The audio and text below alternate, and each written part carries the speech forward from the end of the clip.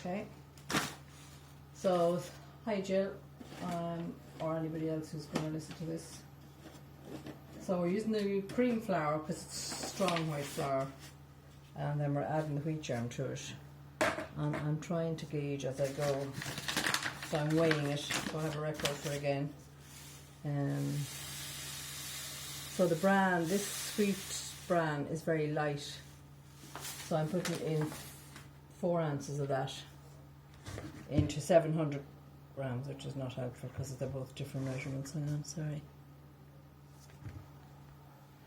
727. So 100 grams of the wheat bran. Okay. And then you're just going to mix that in with your fingers to get that through it. You probably buy the ready-made bran, but I never used it that way. And then you need a teaspoon, well, in your hand, cupped hand. Put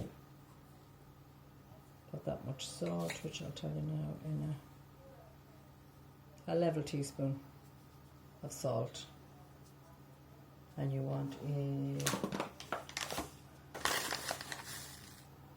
2 heaped teaspoons of sugar, and then you do need this bread soda. So bread soda, you're going to, well, I'm going to try and measure it at a level. The cup, yeah, that's about right. So a level teaspoon of bread soda, and then you're going to mix that all around. Okay. Now, Molly always put in about an ounce roughly of butter, and this helps with the crust, makes it crusty. I never weigh it, but I'm reckoning that's about an ounce ish. Yeah, an ounce. And you just cut that in. Well, I normally just cut that in, but it adds to it when it's done. Alright, and then that's it. The buttermilk then is going to be the raising agent, and I took out that book so I thought it might help. It's not helping with the measurement.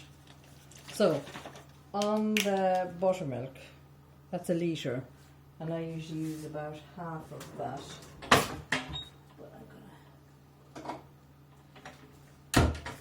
I'll measure it and see, do I need that or more?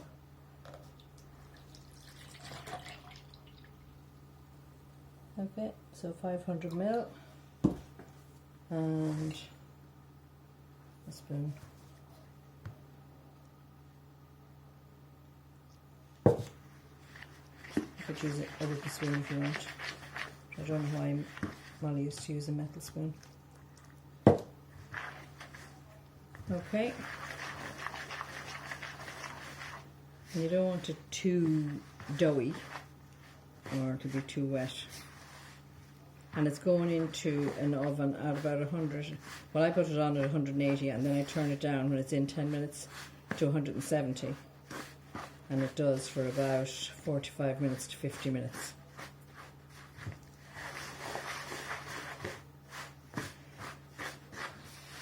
So, okay, we need more milk.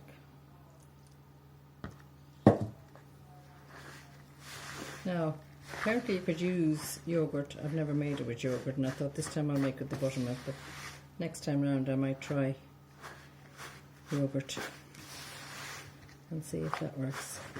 So you can see there it's still very dry, even though if I was to squish that stamp. And don't be worried about the butter, it'll disperse that I chopped into it. It doesn't have to be bet into it like in pastry. Oops. Let's see, do it. Okay. And you get it to this point. So the main bulk of it now is quite wet. Then you ditch the spoon and use your hand. The hand goes in and pull it, kind of roll it around, rock it around, and you're going to try and lift up all the dry bits at the bottom like that.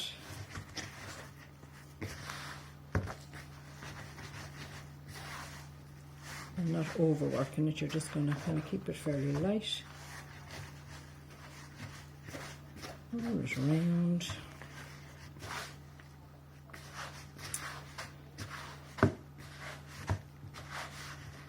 And then, now, at this point, you could put this in a tin, like a loaf tin, that you make a banana bread in.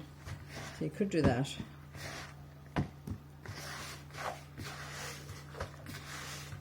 So you're literally rolling it, you're not beating the bejesus out of it. That's it. And then it's ready to rock and roll, so you don't even throw it out onto anything else. Now, you could, that's a non-stick one, but you could use a bit of paper, which I will do, just in case I cut through it. Throw it onto that, form it into your roll, and at this point you're going with your knife and you're cutting into it deeply, because otherwise it will be too thick, so it gives it a chance. So you cut right, this is where you get your cross. So you cut in, and you're not cutting right through to the bottom, but you're cutting almost, so you're going quite deep. That's it, right? That was simple, wasn't it? And that's it, a big lump of butter there, but sure, it'll be buttered bread when it comes out, it'll be fine. Now you can't, if I'm doing it in a tin, I don't bother using this paper or lining paper. I just grease and flour the tin and chuck it in. So it depends whichever way you find the easiest way for cutting it afterwards. Now, what's that?